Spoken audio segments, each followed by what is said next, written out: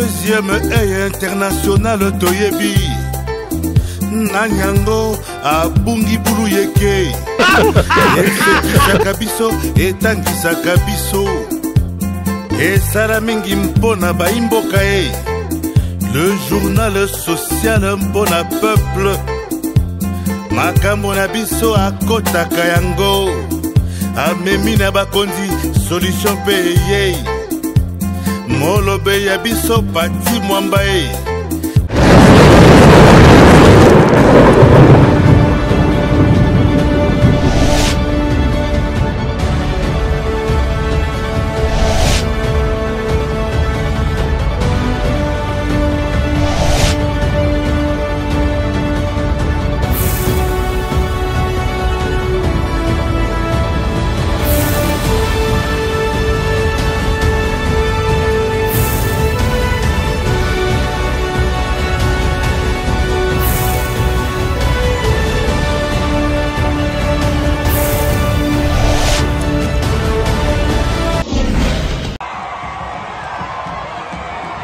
C'est au bout d'1h30 et après un parcours de 25 km que le cortège papal est enfin arrivé au Palais de la Nation ce 31 janvier en fin d'après-midi. Devant le perron du palais présidentiel de Kinshasa, le chef de l'État Félix Antoine Tshisekedi, portant l'hospitalité de tout un pays, accueille solennellement le souverain pontife.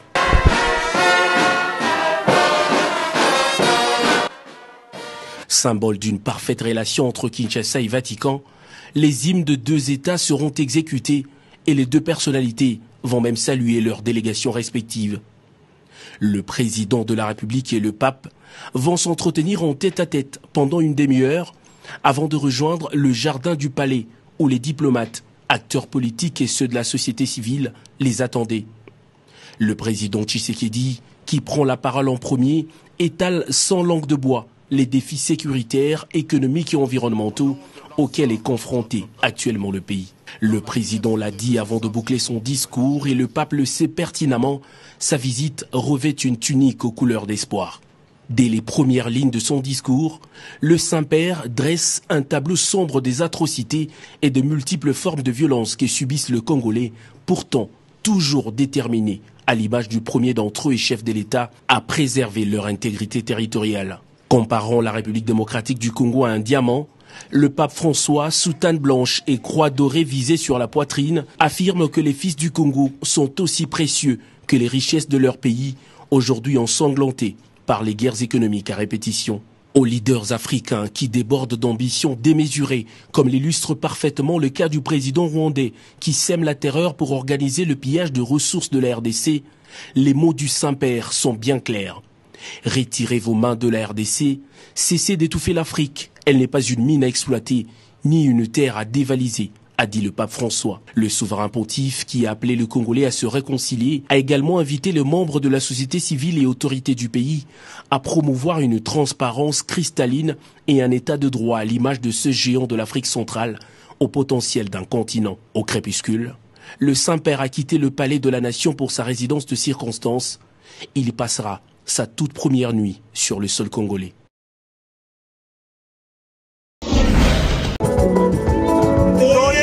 Si petite et innocente, ces enfants ne réalisent sûrement pas encore qu'elles vivent l'un des moments les plus importants de leur vie.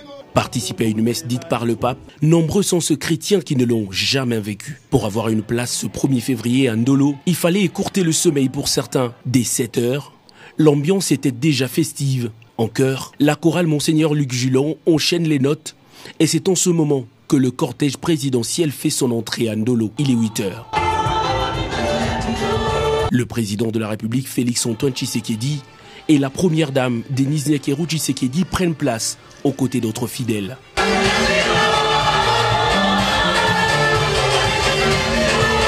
La ferveur du soleil matinal n'a pas eu raison de ces hommes, femmes et enfants qui ont réservé un accueil délirant au souverain pontife à son arrivée sur le site. À bord de sa papamobile, le Saint-Père va traverser la haie formée par les fidèles qui n'ont pas hésité d'immortaliser l'instant. Le souverain pontife prend le temps de saluer son homologue congolais avant de porter sa casquette liturgique et rejoindre l'autel pour la célébration eucharistique.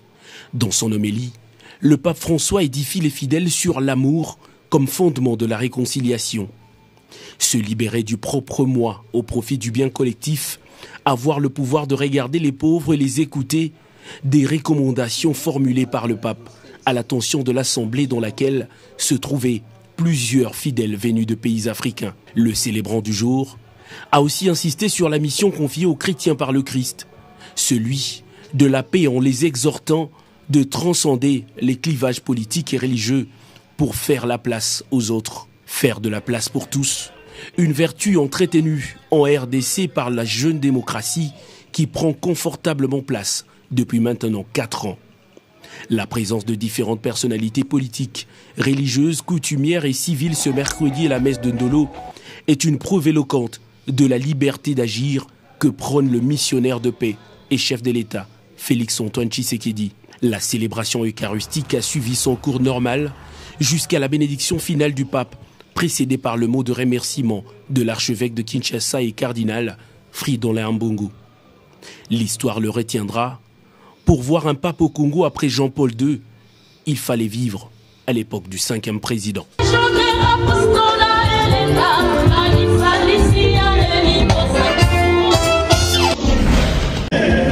Ils sont venus de tous les coins de la capitale. Les chrétiens catholiques ont communié avec sa sainteté le pape François à cette grande célébration eucharistique dite par ce dernier. Cris de joie, chants aux lèvres et danses. C'est sous cette atmosphère d'ambiance comme sans précédent qu'une grande foule de plus d'1 million de fidèles catholiques a exprimé son allégresse. Une célébration eucharistique pleine d'émotions pour certains qui, pour la première fois, ont vu le pape au sol congolais. Je suis tellement heureuse que je ne sais pas, les mots me manquent. Je dirais juste que c'est une immense joie pour la première fois de ma vie. Je l'ai vu en live. Merci beaucoup. Notre impression est positive, dans le sens que, encore jeune prêtre, j'ai eu l'occasion de célébrer avec le Saint-Père une fois dans l'histoire. Ça me fait la joie. Notre joie, c'est le message qu'il a adressé à notre nation. Le président Tshisekedi, soutenu par le peuple congolais, pour parachever les actions qu'il a déjà entamées du développement pour la RDC. Nous sommes très ravis de joie parce que le pape est venu nous visiter. Nous ici, c'est pour la première fois de voir le pape en face comme ça. Ça, c'est un. De deux, que les Congolais, que nous puissions changer nos cœurs pour être ensemble et avancer, aller de l'avant. Calico, drapelet, éventail et autres objets avec effigie du Saint-Père ont accompagné le chrétien catholique à rendre visible l'expression cachée du cœur. Ça tombe vraiment propice. C'était vraiment le moment où le peuple congolais avait besoin d'être consolé. C'est vraiment un moment de consolation et de partage d'amour. Il y en a qui ont passé la nuit, ces sentiments de joie. J'ose croire que la façon dont le peuple est accueilli, ça fera quelque chose de bon, un aura pour notre pays. Je suis vraiment émotionnée et c'est vraiment une grande joie pour moi, étant maman, adulte, de voir le pape François chez nous.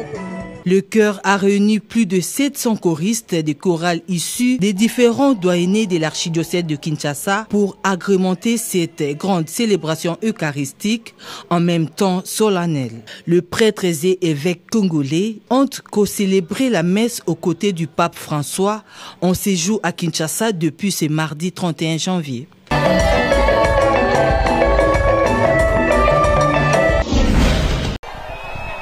C'est un pari gagné pour le gouvernement congolais.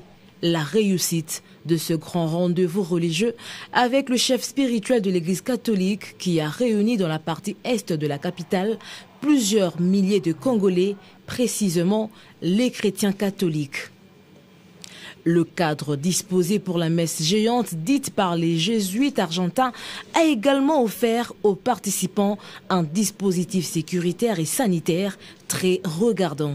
Les éléments de la police nationale congolaise ont été déployés dans toutes les entrées du site et du côté sanitaire, 2 centres de transit ont été placés dans l'enceinte de l'aérodrome de Ndolo pour la circonstance afin de pallier au cas d'urgence sanitaire. Elle est diabétique, non suivie. En fait, on a mis aussi la contrôle de glycémie. Quand on contrôle un peu la glycémie, c'est à 398.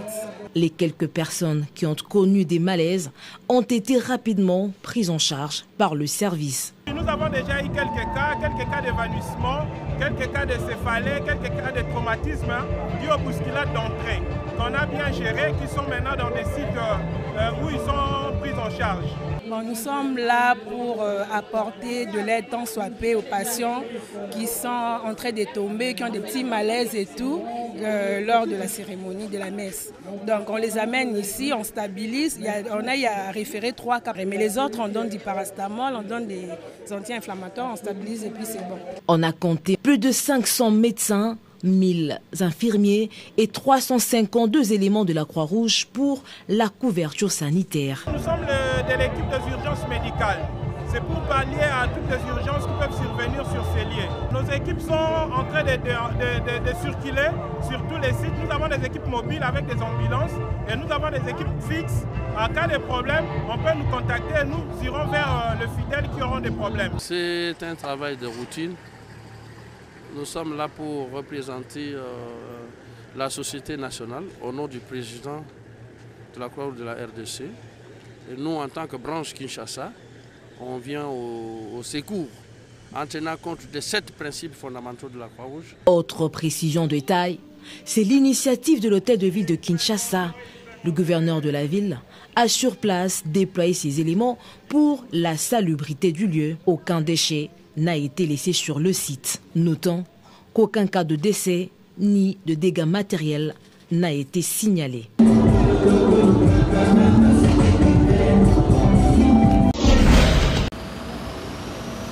7 heures passées de quelques minutes, sur le tarmac de l'aéroport international de Ndjili, l'équipe de pilotage et toute la suite qui accompagne le pape investit les lieux, prête pour l'embarquement.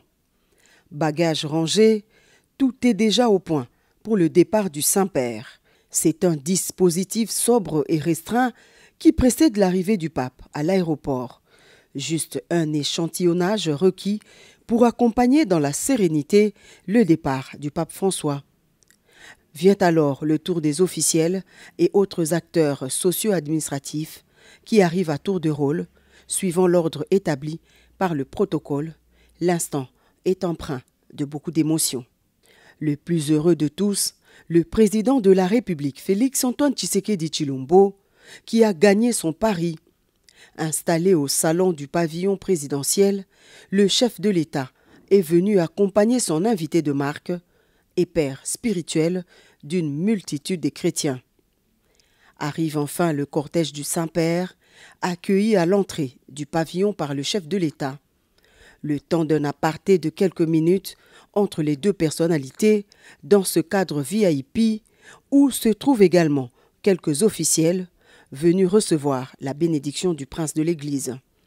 Suivra alors la cérémonie d'au revoir, agrémentée par la fanfare de la garde d'honneur. Heureux qui, comme le pape François, a effectué un beau voyage, pourrait-on lire visiblement du visage du Saint-Père.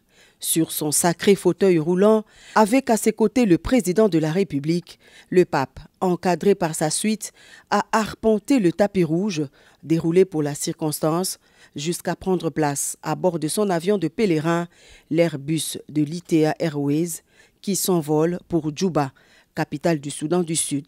Des instants d'adieu émouvants. Rencontrer le Saint-Père, c'est le souhait de tout prêtre. Et le voir, quelqu'un de grand, si grand comme lui, mais en face, il est tellement simple que vous êtes déconcerté quand vous le rencontrez. C'est un modèle de l'autorité, un modèle de la responsabilité. C'est une bénédiction pour notre pays et spécialement le pape, 38 ans après, c'est une très grande bénédiction. Nous sommes sûrs qu'il a entendu les cris, il a entendu les discours du président, il a lui-même suivi les témoignages. Par ses prières, nous pensons que nous allons trouver gain de cause. Nous disons un grand merci au président de la République. Et le Seigneur le protège, le donne beaucoup de bénédictions, de courage, de protection surtout et de paix. Ainsi s'achève la mission apostolique de 4 jours effectuée par le pape François en République démocratique du Congo. L'on retiendra pour l'essentiel le message interpellateur du pape François adressé à toutes les catégories sociales qu'il a rencontrées, lequel s'est cristallisé autour des valeurs de l'humanité, du pardon, de la justice et de la réconciliation, base d'un renouveau spirituel pour un Congo réunifié.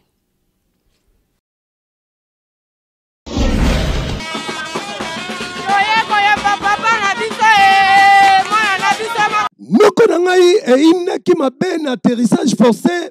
Il y a Hervé Kabengele, véritable moine commis na kalamu atongo. Pe molobeli ya bana funa na cadre ya komona loin akendaki ko remplir devoir civique na ye et longona madame na ye, c'est-à-dire ko s'enrôler bondi melangai ke azalaki accompagné na ba base na ya funa et longona fondation Hervé Kabengele batamola makolo kobanda yolo médical bakota ine bongolo bien ba fanfare na pointe musique eza kobeta loyembo nzela kaka ndenge bozali komona Hervé Kabengele akoma awa na bureau ya enrôlement na école émergence na yolono wow apesa identité na ye complet bakangi photo et bongo carte bimaka te carte bima boyoka ndenge a communiquer boye. Nasalaki appel na population nyonso ya Funa ba s'enrôler massivement pour tout na bopondami ba oponda ba oyo ya bango bana ndako.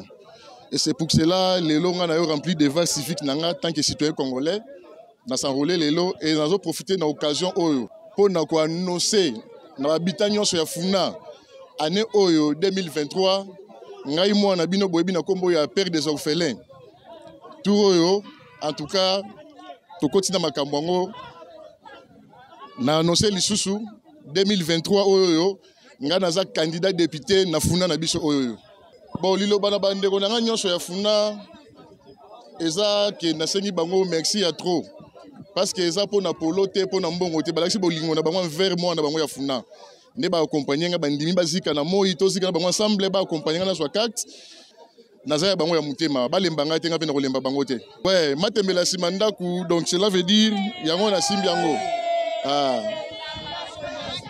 Noko na ngai kaka ndenge boyoki na munoko ye moko molobele bana Funa Hervé Kabengele ndenge a communiqué na babase na ye nyonso esengeli bakende ko s'enrôler polobi balekala ko voter utile pour parlement tout oyo ezali likambo lisu likola lisu et bon opération kangelongi yebela.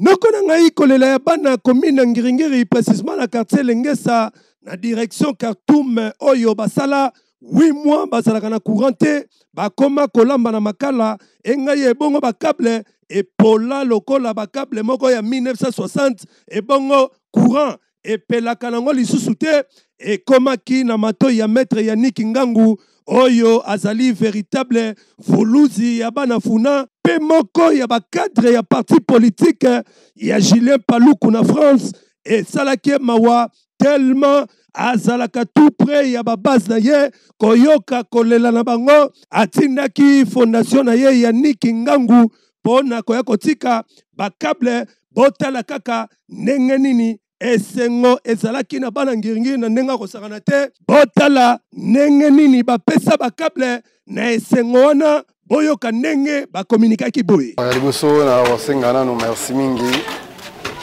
et na saluer maître Yannick na ba acte abani kosala ya liboso mais toza boye aveni Kinzuzi avec direction Khartoum Musamba.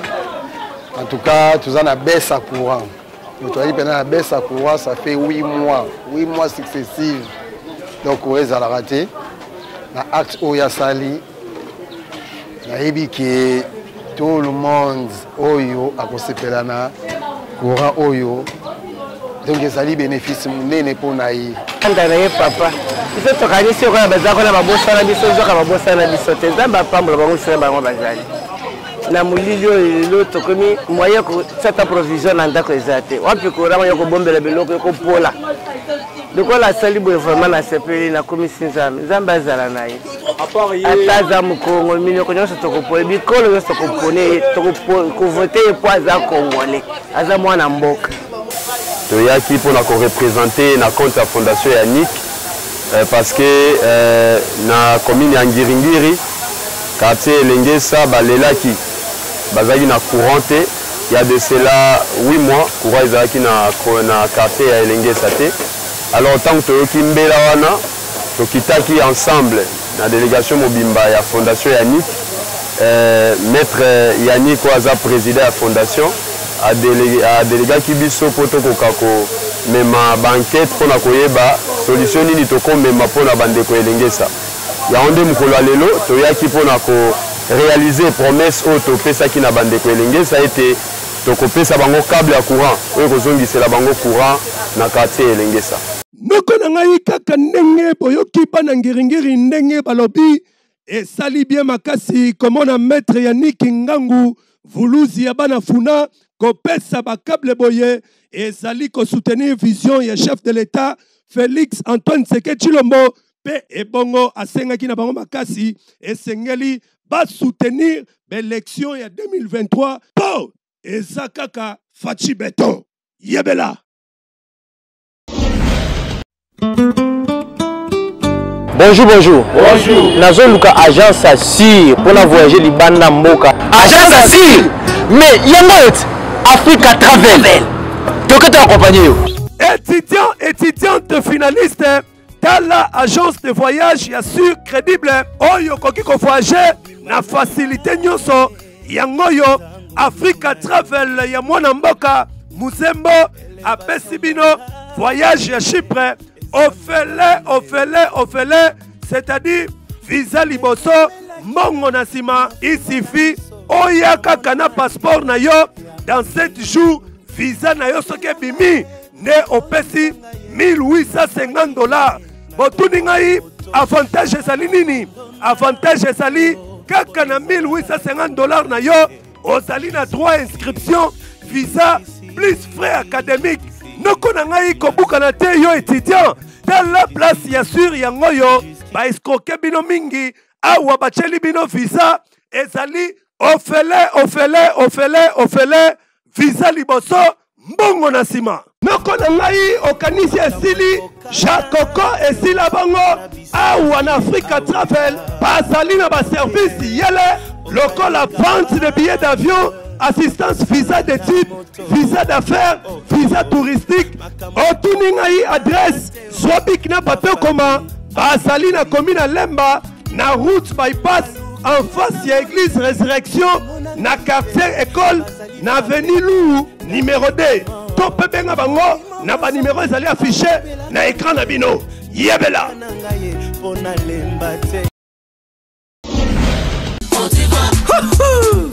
Bana bayango santa kitoko ntoto makasi suka na mbimbi oyo suka na mbimbi potiva poto pona ba bébé po meilleure qualité toujours vitamines protéines et puis échanger prité 800 francs toujours 800 francs poto kitoko pona ba bébé po Baba yango santa kitoko ntoto makasi suka na mbimbi oyo suka na mbimbi Makusa Protiva poto kitoko pona ba bébé pro.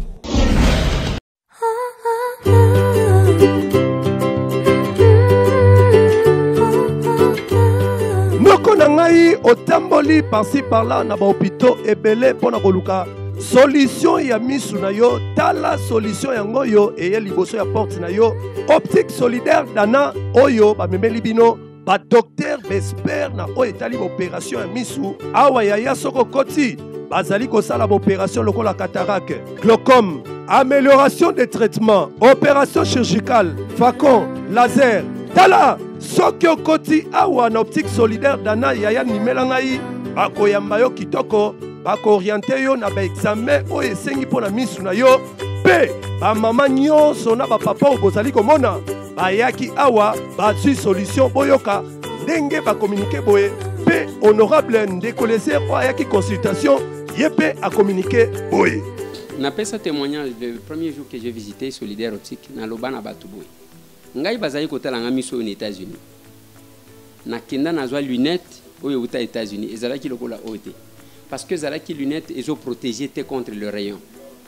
Tangu na awa na tali matériel na comparé na oyo na mona aux États-Unis eza matériel moko. Donc il y a quand même un Congolais qui a fait ça. Même temps basali linga lunette oyo. Omoni ba lunette misusu basali la kabiso.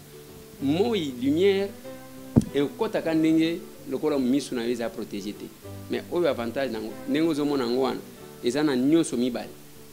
Na komona pembeni na kotanga nango na kotambola nango na komona musika ainsi de suite. Et puis ba lumière eza la lumière à téléphone, il y a télévision, il y a ordinateur ezo suka na iniwana. Donc et ceux qui ont moni ba machine même ceux qui botier muto a comparer à koyeba ka que ba memeli biso poto na Kinshasa. Alors ma sœur qui est en Europe m'a envoyé ses numéros, qui téléphoné ses numéros. Il y a un médecin qui vient de l'Europe en France qui va venir au Congo. On va les consulter et poser ton problème. C'est pour cela que je suis arrivé ici. On m'a consulté, on m'a demandé les examens, j'ai tout fait. Et le médecin est arrivé et voilà,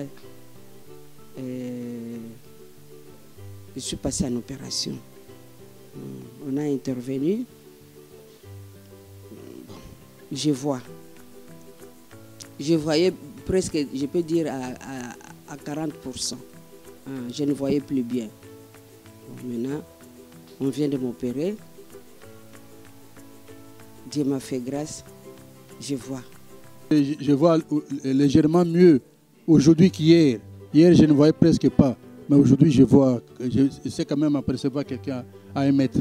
C'est déjà beaucoup. Et je loue et je glorifie le Seigneur, notre Dieu.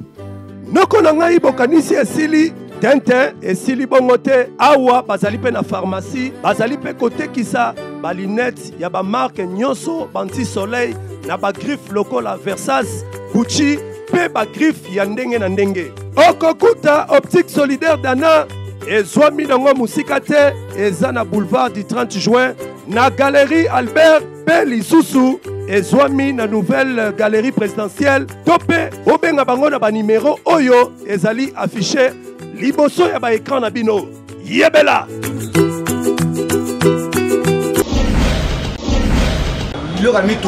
Tambola na Kinshasa omona makambu jeune garçon oyo bozali komona elongi loko face à boloko ndeko oyo azali spécialiste ya kolongola ba garde fou ya mituka pe azali spécialiste ya kolongola ba rétroviseur ya mituka ba kwei na ye mama moko ayaki kozwa bana na classe parka mutuka ye kamata longola garde fou kima nzoka nde bakangaki elongi na ye akenda pe atika garde fou wana quelque part a changé elamba azonga kaka même place wana ya kanisa ki bayebi ete nzoka nde bamonaki ye bakwei na ye bawewa babete ye nkuba bamema eti na la police boyoka moko ya baresponsable ya la police ndenga communiquaki ebongo pe mama oyo ya victime oyo bayibi ye garde fou akommunike pe boye kwanza tokanga bango plusieurs fois sikoyo oyo nde bazomona boye bato bakanye nde bacivile nde baye na ye toyoki bata moto nde bazobeta ni baboma ye tana elongi ne ekomi bata moto babeti ye makasi kopi na bango ezalaka na so bamutuka kete elekana alongoli eloko ya kopala moto akimi azwa yango wana aransamble ekomi ebele akeli yango na kipwanza kuna akoteka yango te tozwa mwana classe na moke nauti moke tozozonga na ovire na moko ya victoire noko tokanga mama bozopenda garde fo mutuka leta na frene na kata moto déjà pikoli garde fo mutuka akimi oza 3e fois première fois bapikolaka na rompre wana 2e fois na kata bango 3e nde lelo mobali nanga kuta visango akanga yango mpo bapikola yango lisusu te modi ibeleki mwana ntango na moke awa loni ntango apikoli bato ayesinga akimi deja namoni eka na mosika monika elongi na basuki na ye natiki na matisi motuka ke na parke liboso kuna natiki motuka kuna namoni soko ya malembe petit chef akanaki mpe elongi na ye bien donc to toya nsima ya bato tobatama tomoni ye aki alongoli elamba achange elamba mosusu me kofika achange te nde tondi koya malembe ndeke amoni ngai ale alinga kima nde na baluki boye na benga kokanga ye yibinga azokima tokotani tiki na kokanga ye na rompo victoire nebe bamibali bazalaki wana barapidité baye bazwi ye ndeko bandi kobeta ye nini bagarde fou mutuka na nga eza epa na ye apesa ngai garde fou mutuka oyo epesi pasi makasi komona moyibi ya kolongola ba rétroviseur to mpe ba garde fou ezongi lisusu makasi esali bien te la police esengeli bozala vigilant mais coup de chapeau na bawewa oyo bazali très vigilant bakwei na mwana oyo po solution ezwama esali bien makasi. Orphelinat oyo bozali komona kombo nango Exode 22 ekumba maka epai ya papa Simplice Mosenzu bondi melanga ike ezali orphelinat ezana plus ou moins 70 enfants oyo bazali kobokola awa kolia na bango ezali pasi komela tina tongo ezali pasi kaka ndenge bozali komona il faut bakabola mwa lipa 2 personnes ti ezanga miliki 12 heures papa Simplice akendaka na wenze kaka ndenge boza komona ye kosenga ntintani ya biloko pote aya koliesa bana oyo tosengi na papa Fati osunga biso papa azaye moko aokoka te sali sungi peza mawa bano ba vivre ndeni kolala pasi ba muse beba kolia pasi soki basengi na wenzete mona ba vivre za te classe pe yango ayebite obanda wapi tosenga motema muntu nyonso motema mawa aya osunga biso bino bato mitema malamu oyo bomesana kokabela ba orphelin boyebake kokabela babola ezali kobombisa epai ya nzambe akobosanaka bino te atalitanga mai na ndaku na bino ekozangaka jamais boya lombango boya kosunga baorphelin oyo bazali kozela bino bazwami na kampeme na nsele tope bobenga na banimero ezali affiché liboso ya televizio na bino wana tokomema bino inde ti na orphelinat Exode 22 yebela amina mama bolinga mingi na bandaku na bino eseksa bino makasi bulu ekalelo mutuna na tunami tolanda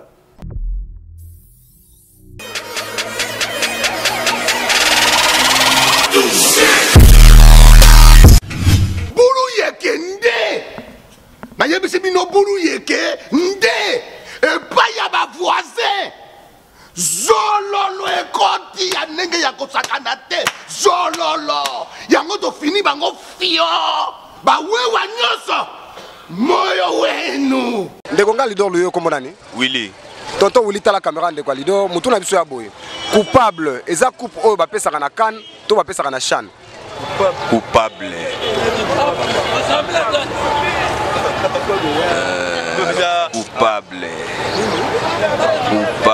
coupable eza coupe oyo bapesaka na CHAN to oyo bapesaka na CAN coupable ezali eloko moko neti ya lisanga eza ya bapesaka na CAN te na nini mpe te mais eza coupable eza eloko moko neti lisanga lokola ya parti politique to ya ONG bon eza lisanga neti famille yango babengi mutu na biso ya boye coupable eza coupe bapesaka na France na CHAN obe na Coupe d'Afrique coupable bon eza pe coupe bapesaka na France te na Coupe d'Afrique te coupable bon wana coupable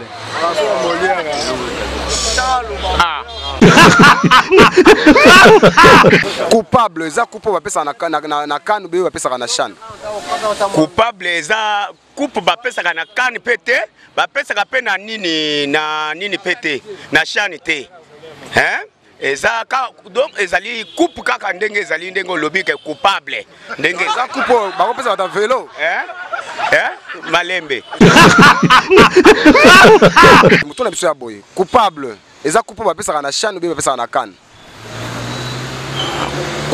coupe nini coupable eza coupe bapesaka na Coupe d'Afrique obe bapesaka na CHAN En tout cas, wana vraiment ils ont un peu moins passé hein. Ils ont moins passé vraiment. Ils ont coupé ba pesa na chan, obi ba pesa na coupe na pa na biso na Ils ont coupé ba pesa na chan. Yango ba bengi? Coupable. Yango ba bengi? Coupable, tu regardes ni wana. On le bine ingénieur. Na vie za coupé ba pesa na chan.